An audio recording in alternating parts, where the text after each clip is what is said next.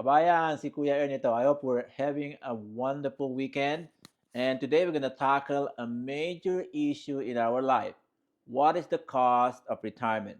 So Lynn, as usual, will join me, and I think she's prepared some questions, nagging questions that we need to address today. Lynn, what do you have for me regarding retirement? Oh yeah, I wrote some questions in here. Okay? Okay. Well, number one, because I know we always ask this question. When do I start planning for retirement? Okay, contrary to common belief, you don't have to wait till your old age to start planning. The moment you start getting a job or making money, that's when you start planning because the later you do it, you're depriving yourself of the opportunity to build wealth. Okay, so that you need to start as soon as you start getting paid so that you can start building wealth for your retirement. What is that? First question. I mean, what's the age? Well, As soon there's as no you age. work. Yeah, as soon as you start working. So let's say you started at an early age, you gotta have a definite plan so that you know exactly. You have to start planning. You need to start saving money, regardless of how much you're making. Contrary to common belief, a lot of people would say, maybe when I start making more money. No, if you cannot save money while you're making less, you won't save money even when you make more. Got it. Okay, I have another question. How do I set up my retirement plan That's a then? great question and a difficult question as well because you don't just start saving without a plan. Because without a plan, you won't accomplish anything. You need to start planning. So that means number one, how much do you need if you are intending to retire? And That's when my second question that's in right. here. And then, how soon are you going to retire? At what age do you intend to retire? Let's say you want to retire early. A lot of people will say, I want to retire at 55, but do you have a plan? Because it's not enough to say I want to retire early, but what does that plan coincide, or does that plan is gonna be in line with your goal of retiring early? And then you need to understand also how much money do you need to do that. Should you decide to retire at 55 or at 65 or 67? Because if you don't do that, then you are not accomplishing anything. And when you hit that age, before you know it, you're not ready to retire. Okay. My last question. How do I do that? Okay, first of all, you need to understand your options because there are so many factors that will affect your retirement. Number one, because if you're an employee, most likely you're putting money in your 401k, right? So you need to understand how 401k works, especially if it's a tax deferred account. A tax deferred account is when you are putting money that has not been taxed yet. So you are delaying it. Contrary Example is 401k, traditional. deferred. It says it's free, Well, not taxed. no, it's not FREE. Okay, Okay. it's not free tax. It's PRE. That means it's a pre-tax money. So that means whatever you're contributing there is not getting taxed today. So the contrary to common belief, when you get to retirement age, you're not going to be exempt from paying taxes. What you did is you just delayed it so that when you retire and you start distribution, that's when you start getting taxed. You're not going getting away with it. You still have to pay. So what you did is you built tax liabilities.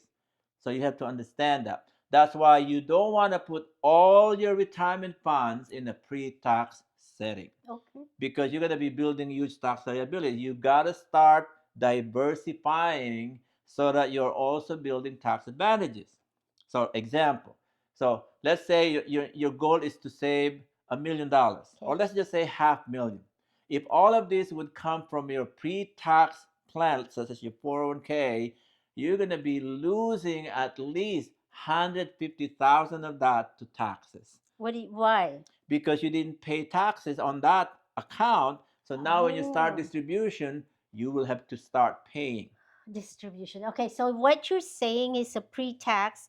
I'm losing 150 at least it. because the tax keeps Mhm. going up, Well, or it's accumulating. historically taxes go up. Okay, so let's just say at 30%, that's the current tax rate. Okay, so that means at least for 100,000, for a half million, you're gonna get taxed at least $150,000. You're gonna lose Yeah. that to taxes. But let's just say you're diversified, and half of your retirement plan is invested in a post-tax plan, such as a Roth IRA or other vehicles, such as a life insurance that gives you tax advantage, meaning whatever you're putting there has already been taxed. So Mm. you're using post-tax money. So now you have a tax advantage so that when you start distribution, it will no longer be subject to taxes. So let's just say half of your half million is coming from that vehicle. So now effectively you are cutting in half your tax liabilities. So instead of paying 150, you are able Yeah. to lower it to 75,000 I because got the other half is no longer taxable upon distribution. That's how you diversify your funds, and that should include in your planning. got it. Okay, did that answer your question? Yes. Okay, Mhm. do you have other questions for me? So, what is your third question? Oh, well, yeah, the text. So how do I, the third question is how much do I need? Which you already Ah, answered my well, question. I haven't answered that literally, but basically, there is no universal number for the cost of retirement because there are a lot of factors involved. Number one that we need to address is whether we invested it all in 401 or whatever. You need to understand the effect of the market on your funds. So let's just say whether it's a Roth or a traditional 401. If all of these are invested in S&P 500, which is the stock market in America, that means you're going to be affected by the stock market. Yes. So even if you save half million and the market were to crash at that point in your life, if you are retiring, you cannot afford to lose money because it takes time to recover. That's one factor that you need to put into consideration. That's why when you retire, you want to make sure that whatever you saved is secured and therefore it should not be lost in the market. That means you have a safety net so that you can sleep tight and preserve whatever you save. Mm-hmm. The other thing are just like what I said, the tax implications. How much tax would you be paying upon distribution? Because that will reduce tremendously your retirement funds. Mm-hmm. And number three, what if you outlive your funds? Because if Outlive that means if you meaning. live longer, Mm. what if you live long? So will you have enough funds? So the cure the solution there is you have to place your funds into something that will pay you for life.